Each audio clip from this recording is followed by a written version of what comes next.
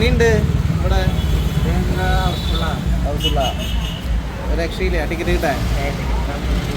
ഇന്നലെ റിലീസ് ചെയ്ത പടം, പക്ഷെ എന്നിട്ടും ഫുള്ളായി. എന്താ അത്രയും തിരക്ക് ശരിക്കും പടത്തിന്? ആണോ? ഈ രാത്രി ഷോ ഉണ്ടല്ലോ ഇനി? എന്താ ചെയ്യാ, 18 വർഷങ്ങൾക്ക് ശേഷം പുതിയതായിട്ട് വീണ്ടും റീ റിലീസ് ചെയ്ത പടം. റീ റിലീസ് പടം മാറിയാണല്ലോ ഇങ്ങനെ. തിയേറ്ററിൽ ആഘോഷമാണോ മൊത്തത്തില്? റെസ്റ്റ് കിട്ടിണ്ടാ? സ്പെഷ്യൽ ഷോട്ട് ഉണ്ടല്ലോ. റെസ്റ്റ് കിട്ടിണ്ടാ?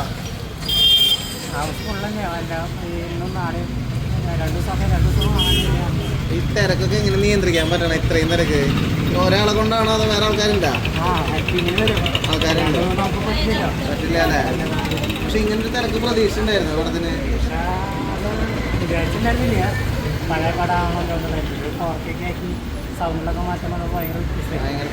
പുതിയ സിനിമ ഇറങ്ങണ ഫീലായില്ല ആൾക്കാർക്ക്.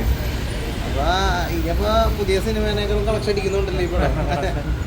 അടിക്കുന്നല്ല, അതിപ്പോ കണ്ടറിയാലോ. എല്ലാ ഹൗസ്ഫുള്ളാണ്.